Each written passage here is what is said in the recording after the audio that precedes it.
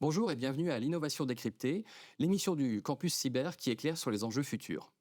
J'ai aujourd'hui la chance d'avoir deux invités, Guillaume Ruti de Arfang Lab et Paul-Arthur Jeanville de Mindflow, et nous allons parler de l'intelligence artificielle.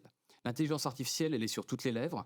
La France vient d'accueillir un sommet qui a multiplié les annonces et les investissements sur ce domaine. L'intelligence artificielle et la cybersécurité se recoupent de plusieurs manières. On pense évidemment aux cybercriminels qui vont pouvoir utiliser l'intelligence artificielle pour attaquer plus vite, plus fort, différemment. On pense aussi aux entreprises qui créent des systèmes d'intelligence artificielle pour permettre de nouveaux usages et qui vont devoir évidemment les sécuriser pour éviter d'éventuels détournements. Mais aujourd'hui, l'angle que nous allons traiter, c'est l'angle de comment l'intelligence artificielle peut faire progresser la cybersécurité, quels nouveaux usages peuvent être créés, comment est-ce qu'on va pouvoir l'utiliser pour améliorer nos activités au quotidien. Et pour ce faire, vous savez, l'intelligence artificielle a plusieurs grandes familles de fonctionnement. On va parler d'IA prédictives qui vont nous permettre de découvrir des nouvelles menaces. On va parler aussi d'IA génératives qui vont accélérer la manière dont on peut utiliser les différents outils. Et c'est ce que nous allons échanger aujourd'hui avec mes différents invités. Et je vais peut-être commencer avec vous, Guillaume. Justement, vous êtes chez Arfang Lab, un éditeur bien connu de solutions de cybersécurité. Est-ce que vous avez intégré l'intelligence artificielle au cœur de vos produits et surtout, comment vous l'avez fait, à quoi ça sert? Alors, avant d'expliquer comment on l'a fait et pourquoi, je vais très rapidement résumer ce que fait notre solution, notre logiciel. Donc, nous, on est éditeur d'EDR. EDR, c'est pour Endpoint Detection and Response. Pour l'expliquer comme ça, c'est une sorte de super antivirus. Donc, c'est quelque chose qui va aller plus loin que l'antivirus, détecter des menaces nouvelles, des menaces plus subtiles peut-être que ce qu'un antivirus traditionnel peut détecter. Il nous permet d'aller au-delà des signatures historiques que certains auditeurs Exactement, vous devancez testent. la pensée. Un antivirus, traditionnellement, c'est des signatures de logiciels malveillants connus qui sont détectées si elles sont Ouais. installées sur un poste de travail, si elles sont exécutées, etc. Un EDR, ça va essayer d'aller plus loin, de détecter non seulement des signatures potentiellement, mais aussi des comportements suspects. Et en fait, dans cette famille de comportements suspects, il peut y avoir des choses qui vont être décrites par des heuristiques, qui vont être écrites par des analystes, donc par des humains qui vont écrire des règles de détection. Mais Des il y a règles aussi... justement de comportement qui peuvent être plus larges, etc. Exactement, et Mais qui on vont pas atteint dire la limite. tel logiciel est connu comme malveillant, mais plutôt telle action effectuée par un logiciel est suspecte, et Ouais. donc ça vaut le coup d'aller investiguer. Un autre cas d'usage de l'EDR, c'est de pouvoir analyser des logiciels pas encore connus et de pouvoir essayer d'estimer La dangerosité, leur malice, leur quelque part. dangerosité. Exactement. D'ailleurs, on en parle au futur, mais en fait, ça fait déjà bientôt une décennie que l'industrie utilise des algorithmes d'IA prédictive pour essayer d'évaluer si un logiciel, si un fichier est malveillant ou pas. C'est clair qu'on le sait peu, mais finalement, la cybersécurité utilise l'IA depuis très longtemps. Et avec succès, hein, dans des tas de produits. On peut parler des anti-spam, du filtrage d'email, etc. Oui. Tout à fait. Et c'est d'ailleurs l'IA prédictive, c'est une famille d'algorithmes extrêmement vaste.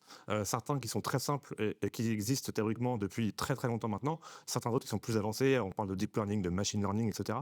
Donc c'est tout cet ensemble de familles. Et alors concrètement, vous avez créé vos algorithmes, vous utilisez des modèles déjà existants, vous les entraînez vous-même, comment ça se passe? Alors, sur ce sujet spécifiquement, on a justement toute une famille d'algorithmes que nous avons entraînés nous-mêmes. Donc, nous, on a une sorte de trésor de guerre de base de logiciels que l'on connaît, dont on sait s'ils sont bienveillants ou malveillants. Et en fait, on a différentes familles d'algorithmes qu'on entraîne régulièrement pour l'améliorer. C'est Donc, votre malle de virus que vous gardez, j'imagine, bien au exactement. chaud, parce qu'il Qui ne est- faudrait pas que quelqu'un tombe dessus, quoi. Tout à fait. C'est un trésor que tous les éditeurs de solutions de cybersécurité ont, d'une manière ou d'une autre. En tout cas, quand ils font tourner un logiciel dont c'est le but. Et donc, comment on va faire? Il y a deux aspects, en fait. Le premier aspect, c'est le développement. C'est déterminer, dans la multitude d'algorithmes qui existent, lesquels vont être pertinents. Et ensuite, ça va être travailler la donnée pour la rendre digestible par ces algorithmes. Et c'est pour ça qu'à la fin, nous, on va présenter cette famille d'algorithmes comme une seule solution, un seul moteur de détection dans notre produit, mais en coulisses, ce qui se passe, c'est bien plus compliqué. Donc en fait, on va avoir un entraînement sur différents algorithmes qui vont ensuite être combinés pour comparer leurs résultats, etc. Et on va définir des seuils, on va définir des taux de faux positifs acceptables sur un set d'entraînement, etc., etc. D'accord, il n'y a pas qu'une seule IA qui nous protège, c'est plusieurs modèles qui finalement vont interagir pour amener le niveau maximum de protection. Tout à fait, exactement. Et donc les caractéristiques qu'on va regarder sur un fichier, sur un logiciel, la taille des centaines de caractéristiques, etc., tout ça, on va le raffiner au fur et à mesure. On va également le réentraîner. Pourquoi? Parce que un algorithme qui était pertinent il y a 2 ans ne le sera peut-être plus aujourd'hui. Parce que évidemment, c'est un jeu du chat et de la souris, comme pour tout dans la cybersécurité. Ce qui veut dire que les nouveaux logiciels malveillants qui peuvent arriver dans l'écosystème ne ressemblent pas forcément aux anciens. Donc c'est un jeu dans lequel on n'a jamais gagné définitivement et qu'il faut Malheureusement. continuer à se réapproprier constamment. Et pour donner quelques chiffres, on parle voilà, de l'entraînement, ça prend combien de temps Alors là-dessus, par contre, ça a beaucoup évolué depuis quelques années. Typiquement, nous, en entraînement, ça va prendre quelques heures D'accord. sur cette famille d'algorithmes. Et ensuite, Donc le vous pouvez le problème, faire très souvent, finalement. Vous, on le fait assez vous régulièrement. ajoutez Ouais. régulièrement des malwares pour Oui. entraîner sur les nouvelles familles, quelque Oui, part. en gardant une contrainte industrielle qui est propre à l'EDR, c'est que nous, ces modèles-là, on va les embarquer dans le logiciel qu'on va installer sur les ordinateurs de nos clients. Donc, que ce soit des serveurs, que ce soit des ordinateurs portables, des stations de travail, etc., voire des machines virtuelles parfois.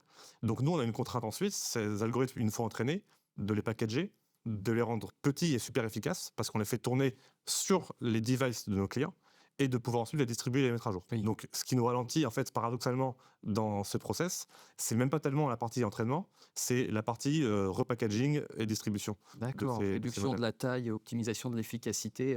Tout à fait. On verra qu'il y a un fort enjeu de confiance là-dessus, mais c'est un des thèmes que je voudrais aborder avec vous plus tard. Alors, on a parlé d'IA prédictive, mais il y a de l'IA générative. Alors, l'IA générative, là, c'est la star du moment dans l'intelligence artificielle. ChatGPT en est peut-être le nom le plus connu. Alors, finalement, l'IA générative, ça va servir à quoi dans un produit de cybersécurité? Donc, nous, chez Mindflow, on donne l'IA générative au service des opérations de la cybersécurité. Donc, ce qu'il faut comprendre aujourd'hui, c'est qu'il y a énormément d'alertes, énormément de produits et beaucoup de tâches manuelles pour traiter des incidents, potentiellement des... Ça, je peux le confirmer. Moi, chez tous les clients que je croise, on voit entre 60 et 80 produits de sécurité qui génèrent sans arrêt plein d'alertes. Exactement, et ces alertes doivent être traitées. Et donc, le traitement de ces alertes, c'est très chronophage et il y a un manque de talent dans l'industrie. Au niveau international, on parle de 3 millions de personnes, voire Oui. plus. Donc, il faut automatiser. Concrètement, Mindflow, c'est une plateforme d'hyper-automatisation qui va porter cette combinatoire entre j'ai des automatisations déterministiques et puis je vais manager des agents qui vont prendre une Très délégation sur une concrètement, l'alerte arrive. Habituellement, elle s'affiche sur l'écran, on va dire, de l'opérateur du centre de cybersécurité. Là, elle va passer dans Mindflow pour être analysée, traitée. agir Exactement, dessus. on va venir enrichir l'alerte avec d'autres outils, comprendre en fait les différents signaux faibles ou forts des différents outils, faire un tri, pouvoir faire un assessment, un scoring de l'alerte, et puis en fonction, déclencher des remédiations s'il le faut, déclencher des communications en interne pour aller récupérer de l'information s'il le faut. Et donc sur toute la chaîne de valeur d'un incident, on va mettre l'AI générative au service de la résolution de cet incident. Donc par exemple, très concrètement, on va pouvoir dire à une AI, à un agent, je vais te déléguer tout ou partie de la remédiation. Il va avoir une compréhension de ce qui se passe, du reasoning, de l'expertise, potentiellement du knowledge, et une prise de décision. Donc l'analyste dans le centre de cybersécurité va voir un peu comme on interroge aujourd'hui les chats GPT et autres. Il va voir la phase de raisonnement, il va pouvoir voir ce que fait l'intelligence artificielle. Donc il y a cette dualité. Il y a des agents qui vont être autonomes. D'accord. Donc on va venir les paramétrer de temps en temps, observer vraiment ce qu'ils ont fait et traité. Puis il y a des agents qui on va collaborer comme un copilote. Et donc il y a toujours de l'inconnu. Et cet inconnu, en fait, on va collaborer avec l'AI générative qui va donner des indications, des recommandations sur ce qui peut être fait et potentiellement valider la prise de décision sur ce qui doit être fait. Oui, donc on est un peu comme chez Arfang Lab, il n'y a pas juste une seule IA, il y a plein d'agents différents qui interagissent et qui vont essayer d'amener le maximum de valeur. C'est ça l'idée? C'est ça l'idée. En fait, aujourd'hui, il y a beaucoup de modèles fondamentaux. Il y a une constante évolution. Ce qu'il faut voir, c'est que hier, il y avait ChatGPT, demain, DeepSeek, puis d'autres, Llama qui arrivent. À chaque fois, ils viennent faire une compétition et sont de plus en plus performants. L'enjeu, c'est de dire, je vais mettre des modèles qui sont plus ou moins performants avec un coût qui est donné, parce que le coût peut être élevé sur certaines AI génératives, et je vais venir les chaîner entre eux, suivant leur capacité à faire du raisonnement ou avoir de l'expertise. Alors performant, certes, mais où est la confiance aussi? Parce que là, on a 3 noms différents qui ont été cités. On sait qu'ils sont d'origines différentes. On connaît plus ou moins de choses sur eux. Il y en a qui sont open source, d'autres qui ne le sont pas. Comment vous gérez finalement cette question de la confiance dans le modèle? Et donc, la question de la confiance dans le modèle, on ne peut plus savoir comment les modèles ont été entraînés. Ils sont entraînés sur énormément de data. Donc cette confiance, déjà dans un premier temps, c'est s'assurer que les données qu'ils vont traiter avec les incidents ne sortent pas, donc qu'ils soient cloisonnés, qu'il n'y a pas de réentraînement sur les données qui sont utilisées. Et puis il faut créer de la gouvernance. Ça veut dire quoi? Ça veut dire qu'il y a une phase de transition où il y a des choses qu'on ne peut pas accepter de déléguer totalement. D'accord. Il faut du contrôle humain. Tu as quelques exemples comme ça de choses justement où on dit voilà, on atteint la limite? Typiquement, de dire à une AI, je vais te déléguer totalement la capacité de remédiation sur un EDR et fermer les postes, on ne va pas le faire tout de suite. Effectivement, il peut y avoir quelques faux positifs qui peuvent arrêter l'entreprise. Exactement. Par contre, après, sur des choses très pratico-pratiques, quand on va faire une levée de doute, par exemple, on est une entreprise internationale, la levée de doute, il va falloir communiquer dans des langues différentes, dans des pays différents. Rien que ça, de la manière de se projeter. L'AI qui va communiquer avec un collaborateur en Asie, lui parler dans sa langue pour savoir s'il y a un problème, ça va très très bien fonctionner, ça fonctionne dès aujourd'hui. Oui, et là on voit la qualité justement des IA génératives pour gérer ce problème du multilingue. Et je pense que c'est d'ailleurs une vraie chance pour tout l'écosystème français. Quelque part, on sait que l'internationalisation est parfois difficile parce que tous les clients demandent à avoir des localisations. Il y a bien un usage où l'IA peut vraiment aider, c'est ça. Alors, je crois que vous utilisez aussi l'IA générative chez Arfang Lab. Commence tout doucement à l'utiliser, oui, pour des cas d'usage d'ailleurs qui sont assez proches de ce que vous avez décrit. Nous, comme je l'ai dit, on a un produit donc plus poussé qu'un antivirus et on remonte du coup une richesse de données extrêmement forte. Et le mot levé de doute a été utilisé et c'est le bon terme.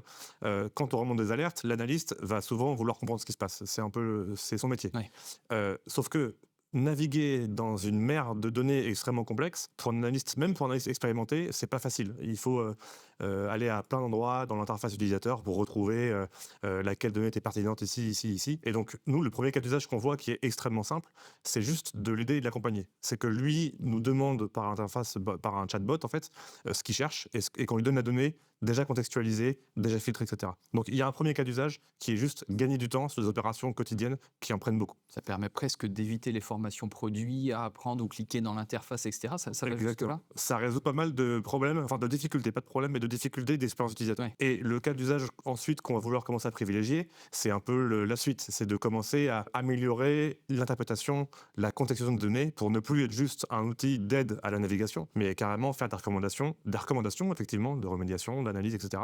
Alors on gardera un contrôle humain toujours pour les étapes critiques et importantes, mais voilà, c'est de vraiment rationaliser le temps de l'analyste, qui est une ressource précieuse et qui est en tout cas pour nos clients une métrique importante. Le temps passé par analyste pour le nombre de postes couverts derrière, c'est une des métriques assez importantes. On parlait de confiance à l'instant. Là, j'entends que vous apprenez vous entraînez vos propres modèles. Donc finalement, il y a une confiance assez forte. Mais on sait aussi que les modèles peuvent être empoisonnés. Donc là, moi, je vois bien quand on fait des analyses de risque sur des systèmes d'intelligence artificielle, ce scénario d'attaque arrive souvent. Vous avez mis des mesures spécifiques justement pour protéger vos données, pour éviter cet empoisonnement? On n'en est pas encore là aujourd'hui. Nous, on prend des modèles open source qu'on déploie nous-mêmes, donc pour éviter tous les problèmes de fuite de données, etc. C'est même sur l'aspect prédictif en fait. C'est un sujet sur lequel l'empoisonnement, s'en prémunit en ayant, comme je le disais, notre propre base de données Oui. de Vous avez été logiciels. à verrouiller quelque Voilà. part. Et donc ça, on la réévalue assez couramment. Quand on a des millions et des millions de logiciels, il peut même arriver qu'il y en ait qui soient mal labellisés, sur lesquels on doit corriger. Oui. Donc nous-mêmes, assez régulièrement, on réévalue, surtout pour les récents, parce que les anciens, en général, ont été bien catégorisés. Mais donc nous-mêmes, on réévalue, d'après nos propres heuristiques et notre propre expertise, cette base de données. D'accord. Donc là-dessus, l'empoisonnement, il serait extrêmement complexe à mettre en œuvre. Alors là, je pense qu'on a fait un bon tour de ce qu'il y a aujourd'hui, mais si on regarde un peu demain, on entend beaucoup parler d'IA agentique. J'ai l'impression que côté Mindflow, vous y êtes déjà pas mal avec ces différentes IA qui communiquent. Qu'est-ce que vous voyez sur ce volet-là du futur? Qu'est-ce qu'on peut imaginer si on se projette un peu à 1, 2, 3 ans, même si c'est difficile parce que l'IA va tellement vite, 3 ans, c'est peut-être dans 3 semaines, mais qu'est-ce que vous voyez? Donc déjà, c'est quoi un agent? Un agent, c'est un modèle fondamental qui a la capacité de prendre des actions. De manière très claire, on n'est pas dès aujourd'hui à travailler en mode avec un centre de cybersécurité autonome. On va y aller, on va y arriver, il va y avoir une prise de transition où il y a aujourd'hui, sur les niveaux 1 et les niveaux 2, beaucoup de gains de productivité, d'efficience opérationnelle à aller chercher. Par contre, c'est vrai que les modèles évoluent. À quelle vitesse ils vont évoluer? On va pouvoir déléguer tout ou partie des choses. Ce qui est important, c'est dans la cybersécurité, on peut faire le parallèle avec la voiture autonome. On n'accepte pas qu'elle soit moins performante. qu'un homme. Et donc, il faut le plus haut niveau de capacité à se dire, par million de kilomètres, il n'y a quasiment aucun accident. Dans la cybersécurité, culturellement, c'est un enjeu. C'est quoi le niveau de risque qu'on accepte? Il y a des erreurs, il y a une capacité à ne pas traiter des alertes. Donc, on a fondamentalement besoin d'aide. Mais cette aide, il va falloir la déléguer comme si on travaillait avec des collaborateurs. Et donc, quand on manage des agents, quand on manage un collaborateur, ça n'empêche pas de vérifier ce qui a été fait. Donc, l'agent a pris quelle décision. Ça n'empêche pas de dire vous aviez le droit de faire ça et pas ci, etc., etc. Donc, en fait, on va créer un framework, une forme d'architecture où on va porter une gouvernance, une nouvelle manière de travailler dans l'entreprise, une nouvelle architecture. Il faut bien savoir que IA, c'est intelligence artificielle, mais c'est intelligence augmentée. Elle est au service des collaborateurs. Ils seront encore là demain. Donc, il y a des gains de productivité. On parle de 30-70% de gains de productivité dans la cyber, mais pas que. Et donc, c'est la somme de ces productivités qui crée de l'intelligence. Sur la mesure de la productivité, je pense qu'on pourra faire une prochaine émission parce que c'est vraiment un sujet qui aujourd'hui doit encore être vraiment prouvé. Et on le voit bien, nous, sur le terrain, quand il s'agit de mesurer ce gain de productivité, on le ressent, mais on a encore du mal à vraiment le concrétiser. Exactement. Et j'appréciais beaucoup ce que tu disais, parce que ça fait un parallèle avec ce qu'avait dit le patron de Nvidia, très célèbre dans le domaine de l'IA, que les DSI seront les futurs DRH des agents IA. Eh ben, on va peut-être avoir des RSSI qui vont aussi devoir devenir DRH d'agents IA. Ça nous ouvre des portes effectivement vers un futur très très large. Côté Arfang Lab, une vision un peu comme ça du futur? Je pense qu'on partage à peu près la même vision que les couches les plus, je vais dire comme ça, besogneuses peut-être, de la cybersécurité, pour lesquelles aujourd'hui on manque de bras, vont effectivement être automatisées. Et ça, c'est une question de temps. Et je ne pense même pas qu'on parle de 3 ans. Donc tout l'enjeu sera de pouvoir utiliser le temps humain à valeur ajoutée, pour ne plus être un script de la cybersécurité, devoir analyser des milliers d'alertes, etc., des milliers de configurations de produits, des milliers de droits d'accès qui ont été utilisés à bon, mauvais usage, etc. Mais plutôt pour définir des politiques de cybersécurité, des politiques de sécurité d'IT aussi, parce que ça va avec. Et donc, à mon avis, c'est vers ça qu'on va. Oui, mieux utiliser finalement utiliser le temps humain. l'expertise cyber. Xavier Niel faisait un parallèle, si je ne me trompe pas récemment, avec justement les agriculteurs qui passent beaucoup de temps à faire de la paperasse administrative plutôt qu'à s'occuper de leur exploitation, et que quelque part l'IA pourrait les aider. Donc là, un autre parallèle qu'on pourra voir certainement dans la cybersécurité dans les années à venir. Alors peut-être qu'on se retrouvera justement dans quelques années pour débattre de ces avancées. Donc voilà, on arrive maintenant à la conclusion de cet échange. Merci à nos deux invités d'aujourd'hui.